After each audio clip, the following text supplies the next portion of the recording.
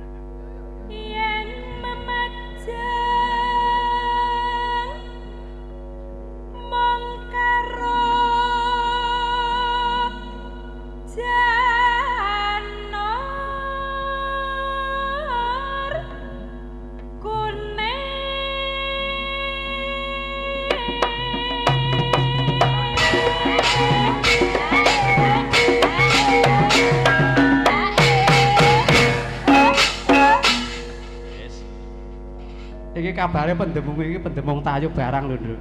Apa ya? Piye kok ra gayeng piye? Yo.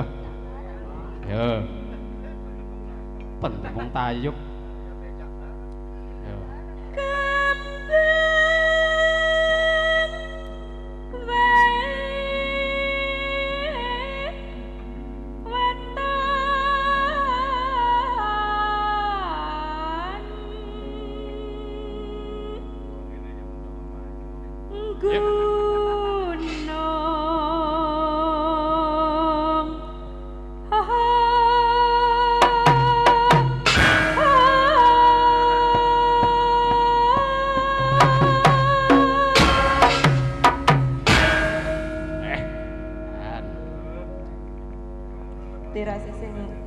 Tirase penumpingin jenengan. Nggih, napa? Kaya ngono ya mentolo mayuh jarine. Kok ora eman-eman lemune? Lah nganu mboten ngertos. Ora ngerti. Padahal niki kan anu, napa? Basamu kok ana anu, Lah campur apa basane? Sok melu Gemini ya ngono kuwi. Padahal. Nggih. Padahal niki kan tas di entene sensus. Nggih. Survei membuktikan penduduk Indonesia niku cara dibandingke ngonten wong lanang karo wong wedok ki 1:3. Kok akeh wong wedok nggih, Pak? Akeh wong wedok. Oh, lah mulane. Dadi pomo wong lanang-lanang ki lek bojone gur sitok-sitok. Lah engko sing loro kuwi nyanti terusan. Nuwun sewu, Mbak. Pancene nek pengendang iki wis pokoke pengendang napa mawon racak niku ngoten niku lho. Lah kok sing ngendang buri niku nggih ngoten niku. Ses ya loro. Sing digang wayang ki ya loro kan lho. Apa ya? Ya. Nggih boten kok ngoten ki namung gegojekan mawon. Namung geguyonan upama tenan terus ya. Ya. Nggih mengke ibu-ibuke nganu samar sananu. Saya boten Bu niki namung gegojekan mawon. Nuwun sewu niki namung guyon Bu Luis. Wong nuwun sewu niki namung gegojekan. Wong Bu Luis iki bojone ya ganteng, Pak. Apa ya? Ganteng. Ya. Sing ora ganteng ae loro lho, Nduk. Sampean ki malah.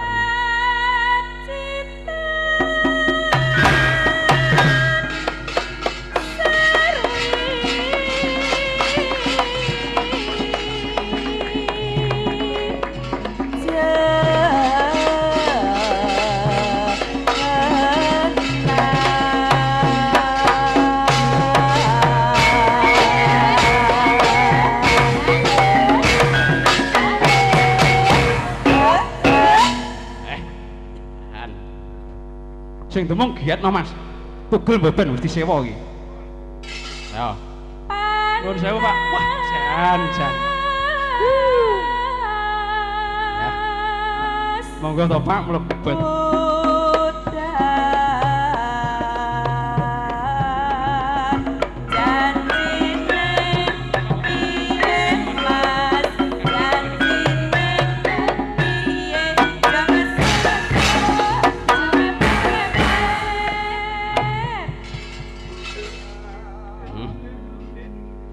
Monggo to Pak Rin kula aturi pinarak. Monggo Mas Eko.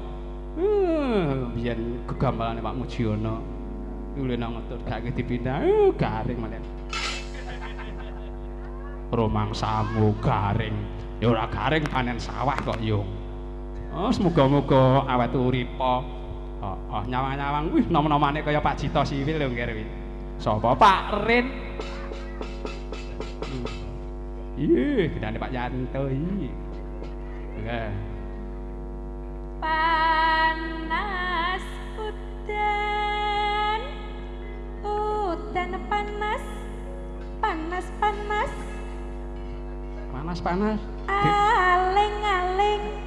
Mano. Caping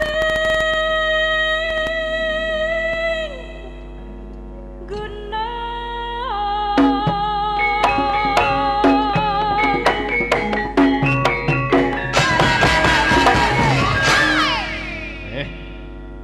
Paras. Nadyan wadon miwah lanang.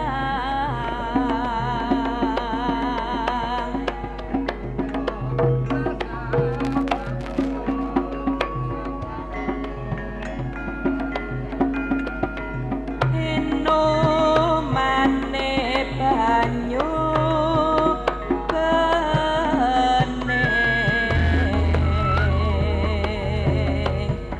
Dik jaman berjuang jer kelingan anak lanang biyen tak openi ning saiki ana ngerti jarane wis menang keturutan sing digadang biyen nate janji ning saiki apa lali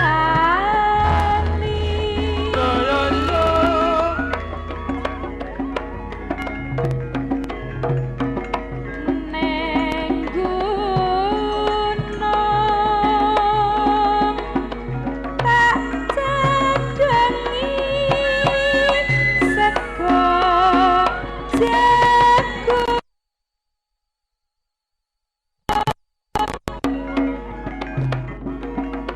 yen mendung silih caping gunung.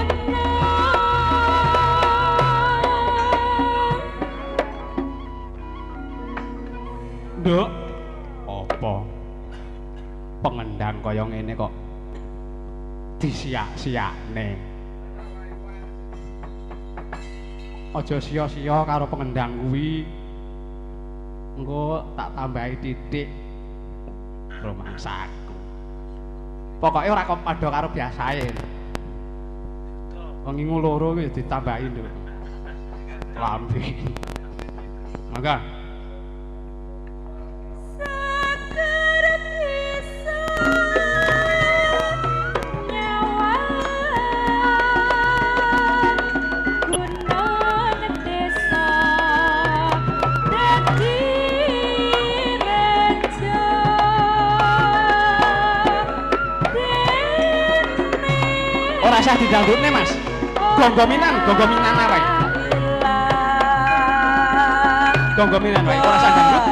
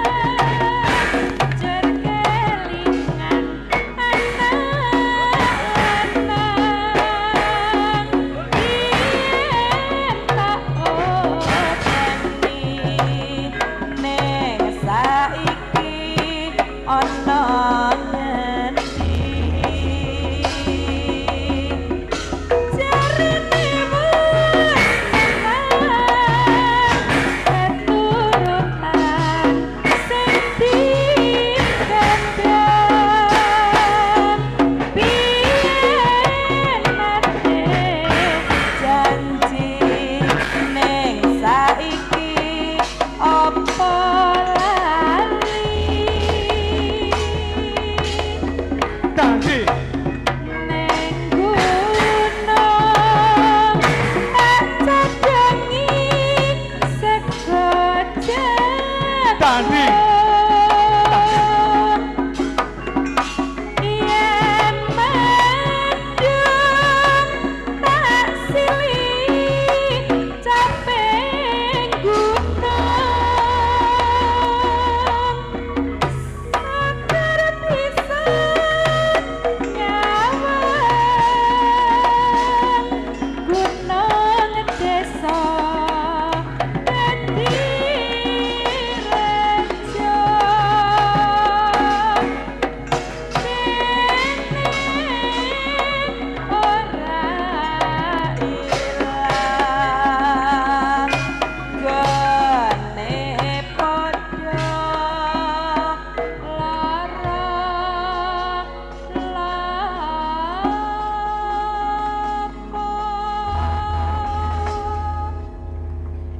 Saping gunung wis diaturke ya, Mak. Nduk wis diaturke pundutan saka Sonowangi, nggih.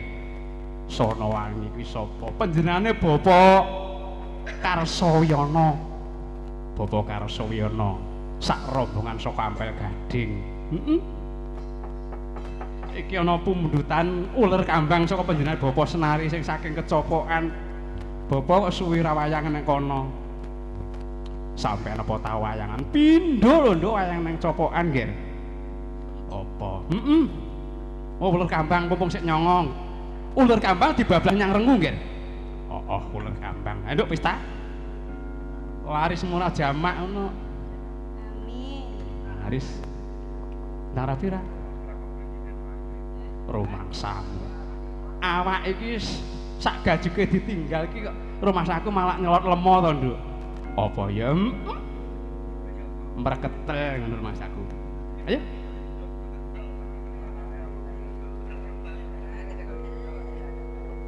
Basa mreketel kok ora ngerti. Ngerti ora ta? Mreketel iki ngerti ora? Ngerti ora? Lemu, ngono ta? Blenuk ngono kok lemu ngono Mas. Batuke sing mlenuk. Ayo ayo. Ora sanggo gone lambene ngomong. Ya. Yo.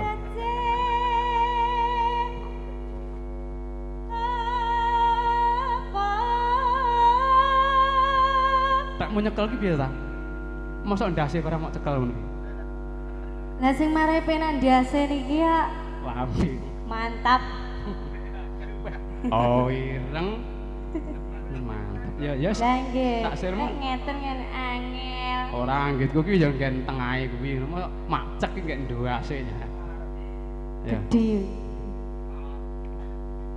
Ya. Wong urip nang ngalah.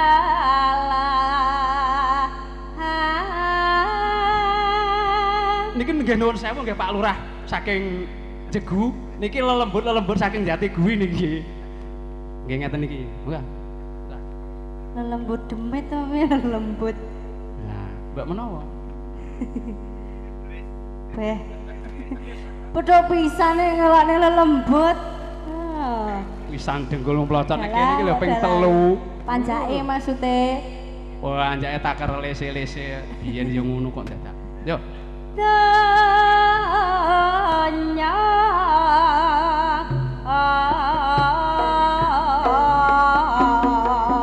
tinggal toto lan putih utama yen tiga kasing dawa urip mung sedelo.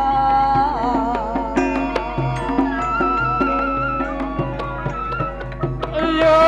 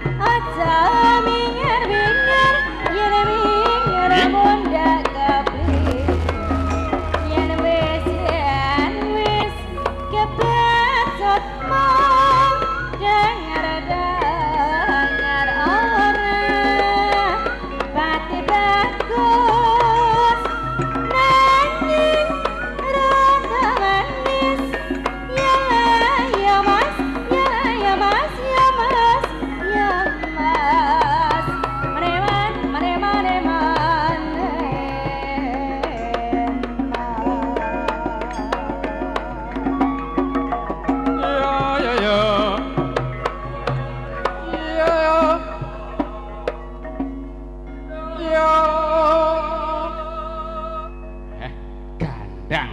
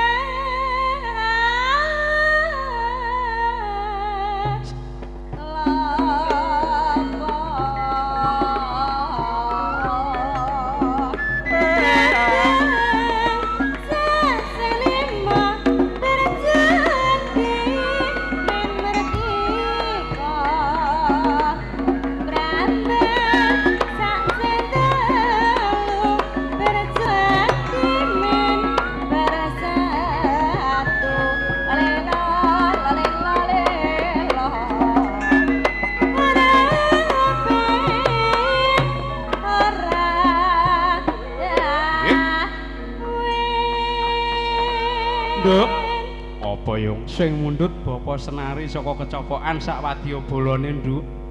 Sapa ae? Bapa Kastawi, bapa Siman. Oke, akeh ibu senari uga rawuh ana kene ngestreni awake dhewe nduk. Eling-eling awake dhewe gelem ra gelem diakoni karo diakoni isih sedulur lanang, Nger. Apa ya? Monggo.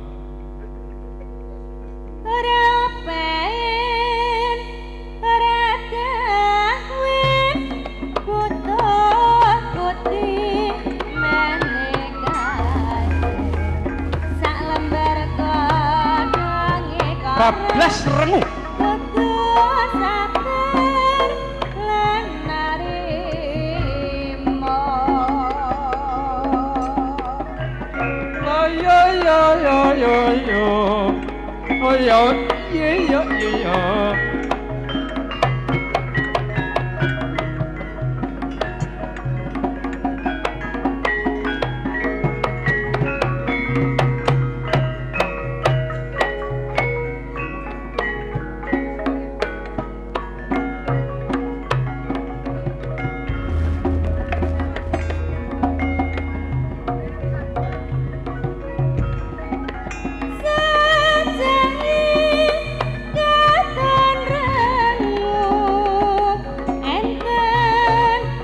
sing mongal, Pak. Sing mongal. Sing apik gambange. Banter pol.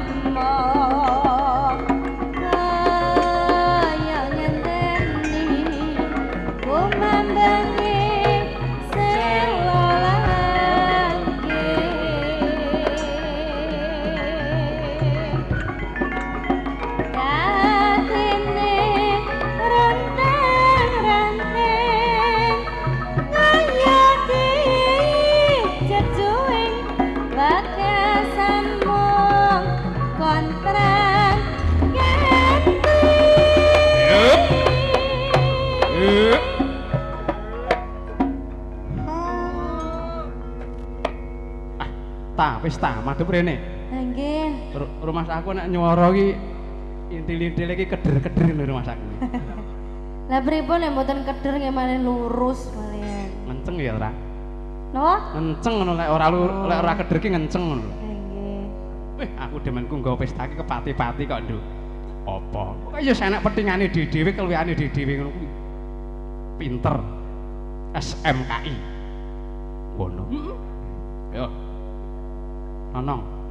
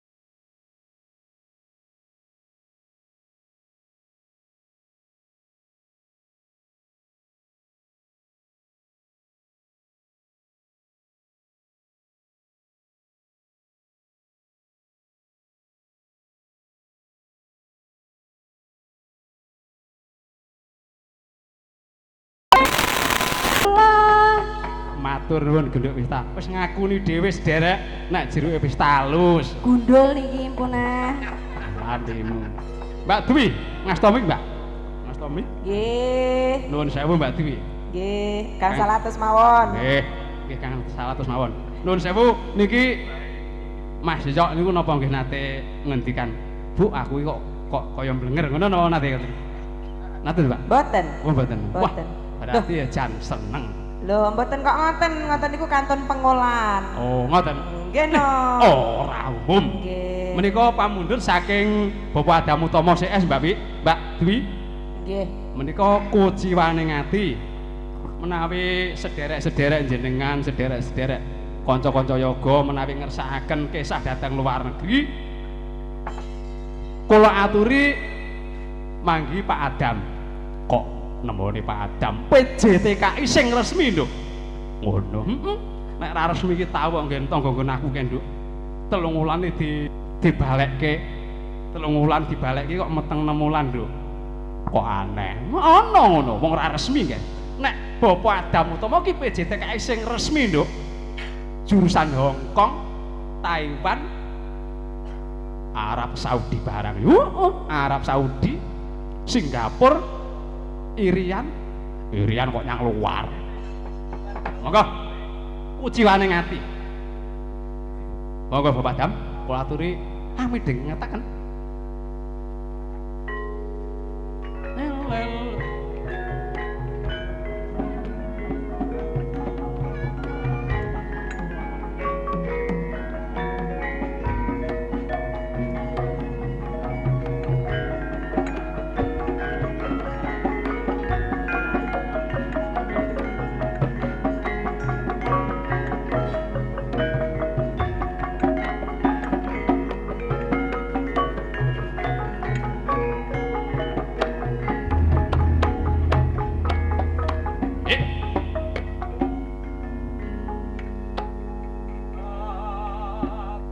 Tansah kelingan nalikane temu sepisanan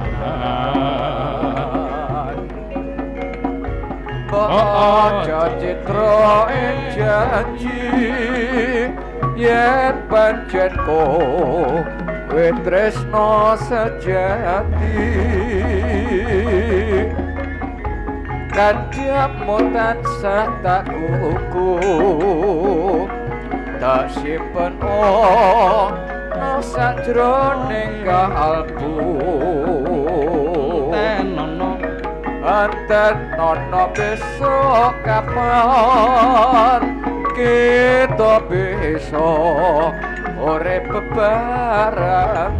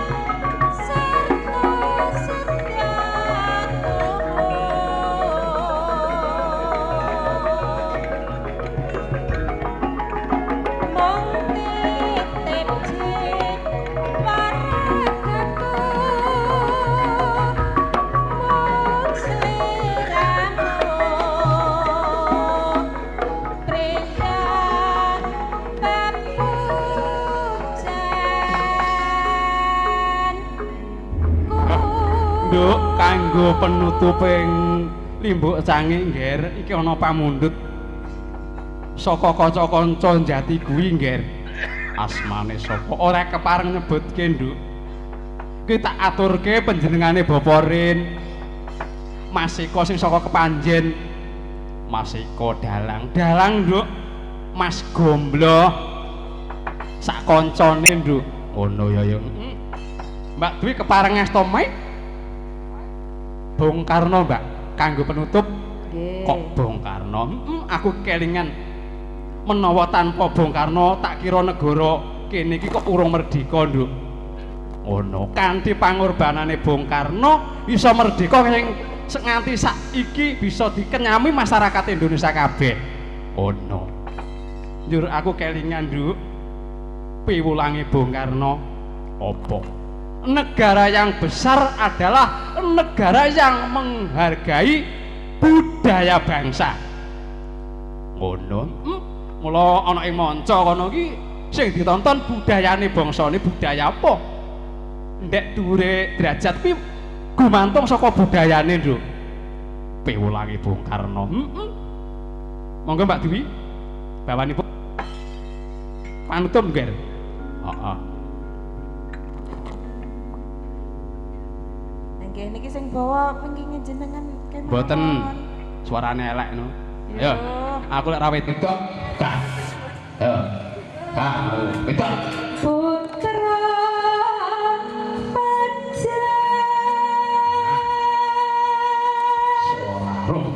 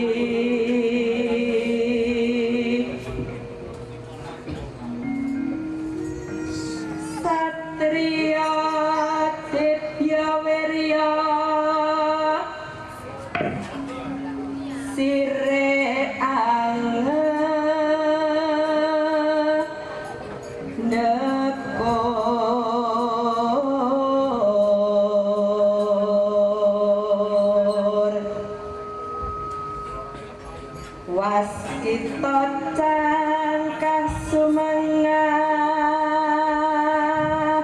Lampimu yo ta.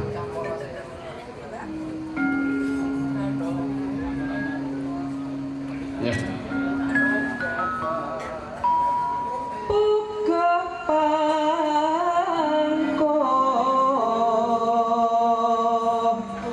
kemati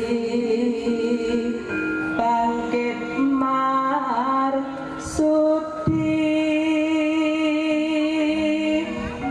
Culi lek mat. mreh merdekane bangsa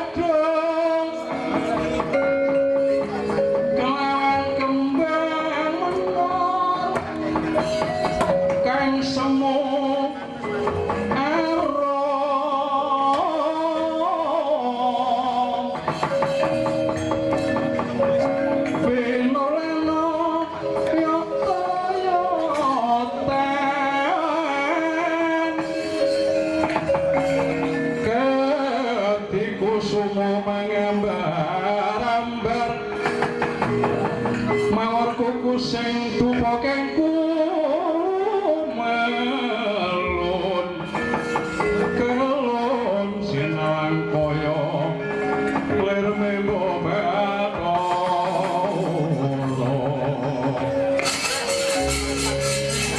tansah nalpawureng suksma sinomaya wineyo jroning sepi sinimpen tuwing kalbu pambukane warna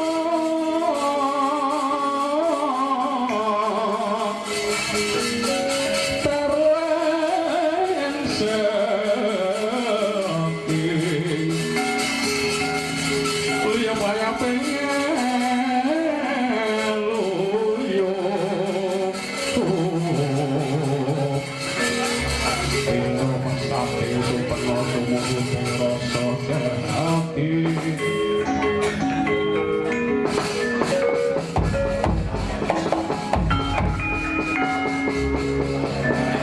wah kono to wau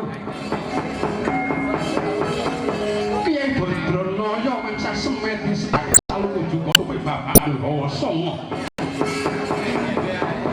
eling-eling titise Sang Hyang Ismaya mila katari meh pas semedining Kyai Badranaya ana gandha alumang ngambar ngebaki sangkar lenggatan gentya ingkang pinuwus nang boten kadhi ingkang wonten pagelaran jawi patih mantri wasisaning praja negari Ngastina patih Harya Sang Kuning Ngawe para putra-putra negara Ngastina pating galyah pating berkaya maling gentring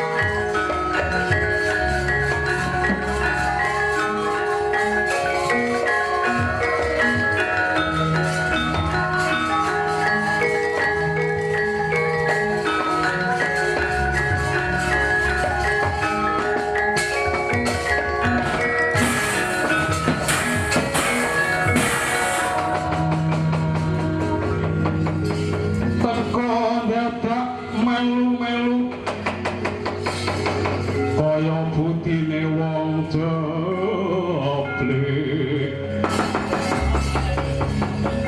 lali yen kelo kening reteng bawana amurwani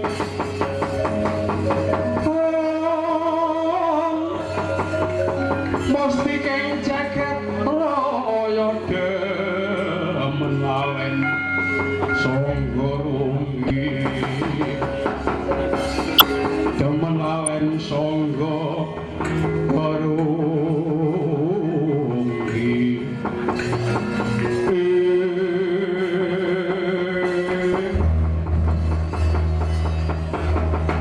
wah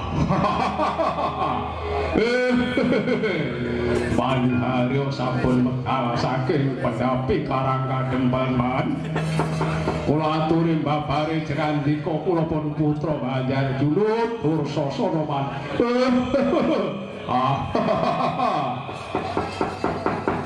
Paman Haryo Sengkuni kula aturi mbabari menapa wigatosipun Paman Sengkuni mlebet wonten ing pendapi. Klampe sireng sampun saged boyong Semar menapa dereng. Paman Haryo kula pun karto marmo nyadong dawuh Paman Pati. Lah. Kula pun durung hati ban ado dawuh ban mansuki di ban. Wes ngger wes menengo padha menengo ngger.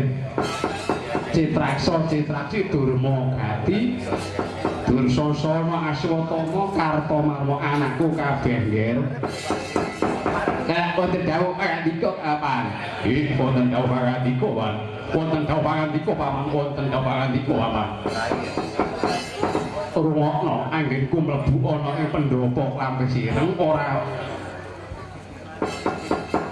ana perlu kang wigati ya mung nggih. Mlebu ana ing Klampe Sireng wektu dina iki aku kelawan Narpati Basukarna wis bisa mboyongi Semar kelawan Kilurah Gareng. Mula saka kuwi nggih. Kowe anak-anakku kula kabeh aja wedi kangelan. Yen ana nesune para putra-putra Pandhawa kalebu Petruk sing ora setuju kelawan bapake, morage balekno aja nganti nututi jumangkeh marang Praja Ngastina nggih. Wah. Pan niki nggih kula kok gumun setahun ngen kula man. Kok gumun nggih? Gumun setahun jembleng srendeng dawa sak ketiga. Ing atasipun Semar ku pamuke para Pandhawa saged dipun boyong dhateng negari Ngastina niku lara-larae pripun. Mengko ge Semar niku Semar Nyolowadi man. Wis nggih Dursasana. Wis cukup menengo sing baku. Ayo tinggal nganti Kilurah Badranaya prateng negara Ngastina nggih. Swatama disik metu njaba disik ana sira minangka wedananing laku. Wis takaken dawuh Paman. Sang patih sigra hanapa baris nyawiji kumala dampak kundrekut lampahi binarung krapyak watangnya ketik kumelangan bagi surae